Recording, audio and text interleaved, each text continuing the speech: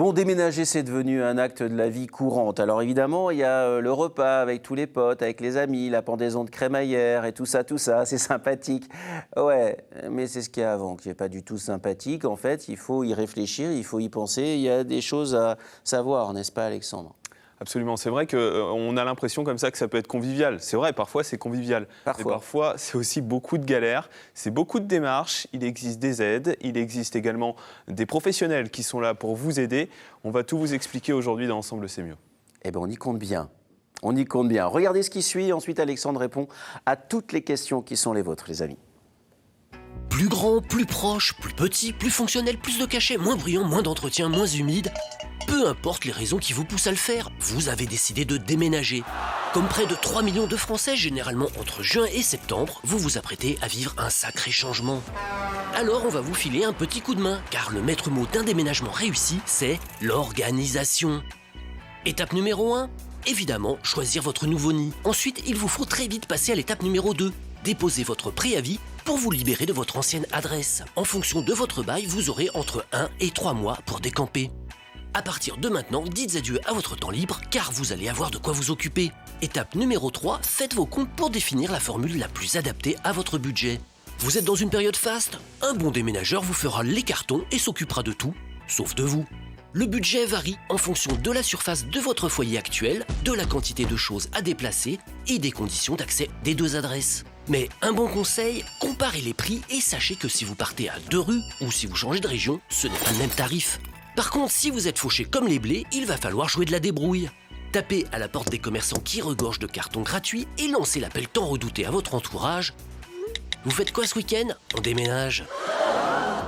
Puis, avant le jour J, pensez administratif. Car si vous changez d'adresse, il vous faut prévenir un peu plus que vos amis, vos assurances, vos abonnements de téléphone ou d'internet, les impôts, votre fournisseur de gaz et d'électricité, votre employeur, etc., etc., etc.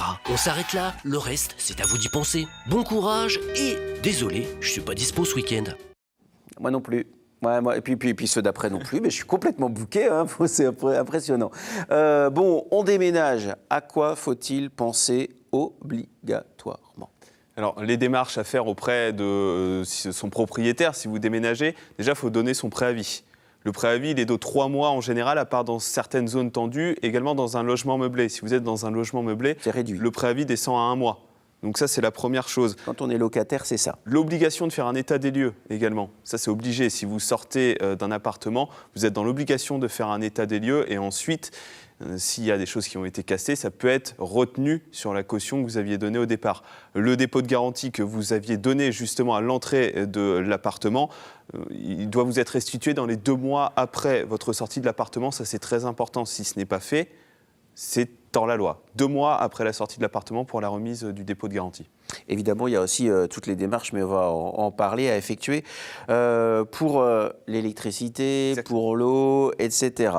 Le nombre de déménagements en France est impressionnant. Les Français ont la bougeotte? Les Français ont la bougeotte, on est sur 3 millions de déménagements sur une année. Alors, il y a beaucoup de raisons au déménagement. Pourquoi est-ce qu'on déménage? Une évolution professionnelle, très souvent, mais également des raisons on veut un appartement qui est plus confortable, qui est plus spacieux. Ça arrive aussi régulièrement. L'arrivée d'un bébé, puis d'un deuxième, puis d'un troisième, puis d'un l'accès à la quatrième, propriété puis d'un aussi. cinquième, puis d'un L'accès sixième. à la propriété, on achète un appartement, on achète une maison.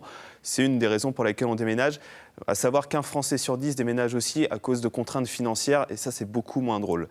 On ne déménage pas forcément pour partir très loin d'ailleurs. Non, c'est vrai, parce que 8 cas sur 10, on déménage à moins de 200 km d'où on était juste avant. Donc, déménagement ne veut pas forcément dire qu'on part à l'autre bout de la France. Ça, c'est aussi une des raisons. Plus on est jeune, plus on déménage. Ça aussi, c'est un autre... forcément, les étudiants déménagent beaucoup. Parce que aussi, plus on est âgé, plus c'est compliqué de déménager, plus sa situation professionnelle est peut-être stabilisée, évidemment.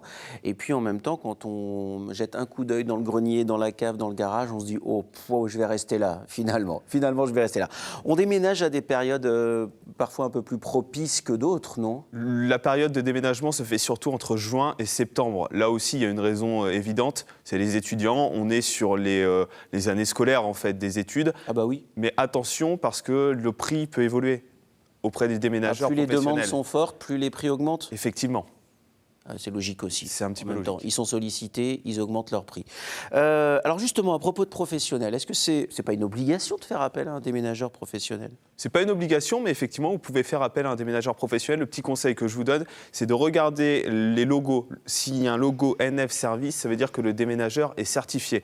Donc ça vous permet d'avoir un petit peu plus, d'être rassuré, parce que c'est vrai qu'on confie ces meubles aux déménageurs. Donc ce logo NF Service est très important. Alors qu'en face d'Alexandre Pin, il y a souvent le logo HS, hors service. C'est-à-dire qu'il n'est pas dispo ce week-end. Il faut arrêter de parler des week-ends. Hein. Si un déménageur perd ou casse votre objet lors d'un déménagement, oui, vous pouvez me regarder comme ça. Oui, c'est pas, Je vous c'est pas regarde très tout gentil. gentiment. C'est pas très gentil ce que vous faites. Le déménageur est responsable de la casse ou de l'objet. Il est obligé de vous le rembourser. Ça, c'est si vous faites appel à un déménageur. S'il a un retard également dans le déménagement, il doit vous indemniser. C'est-à-dire que s'il est convenu que le déménagement a lieu le jeudi et que le déménagement a lieu le vendredi et que vous avez pris un jour de congé pour ce déménagement le jeudi, eh bien, le déménageur est obligé de vous indemniser. C'est très contractuel tout ça. Il y a des pièces que doivent nous fournir les déménageurs professionnels. Par exemple, il ne peut pas nous dire combien ça va coûter une fois qu'il a déménagé. On doit demander un devis, il doit nous le donner. Le devis est gratuit. Ça, c'est la première chose. Si un jour un déménageur vous demande de payer pour un devis, refusez tout de suite. Devis gratuit, ça c'est la première chose. Ensuite, dans le contrat de déménagement, il y a plusieurs documents. Donc on parlait du devis, les conditions générales. Et le document le plus important... Le cubage. Le plus important, c'est la lettre de voiture. C'est quoi ? On appelle la lettre de voiture.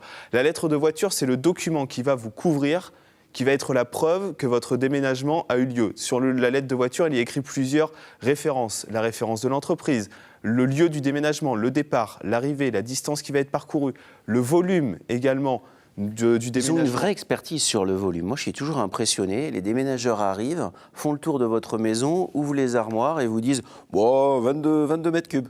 Ah, ok. Et vous aviez prévu une petite camionnette ? Cette lettre de voiture est vraiment importante. Elle doit être signée par le déménageur et par vous.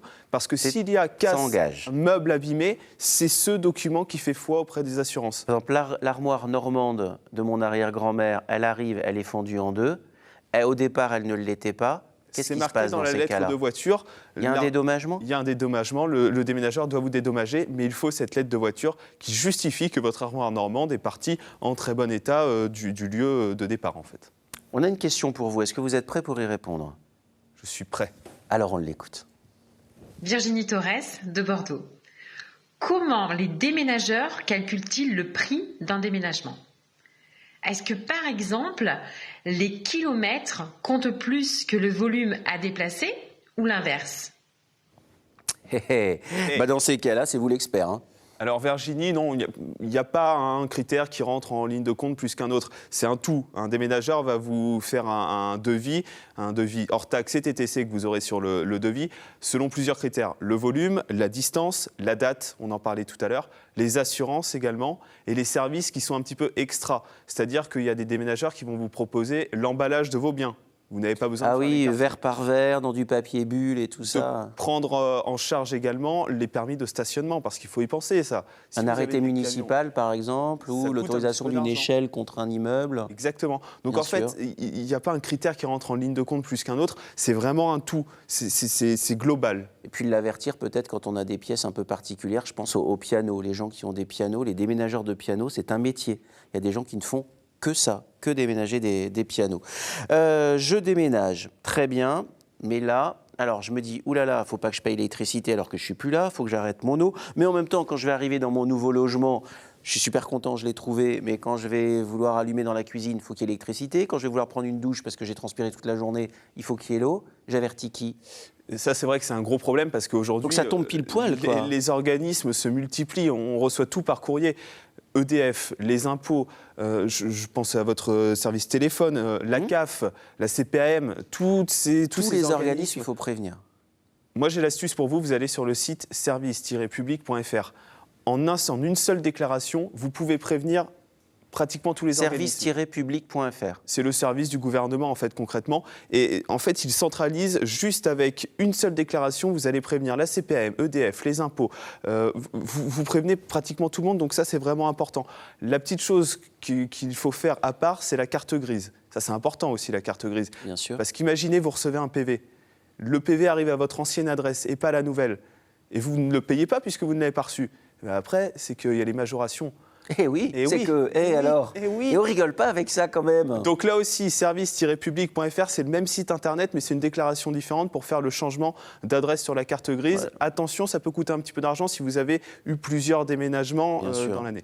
Suivi de courrier aussi à la poste, ça c'est évidemment Ouais. la base. Et de temps en temps, si votre poste est gentil, elle vous donne même des courriers pré-remplis. Et ça c'est chouette.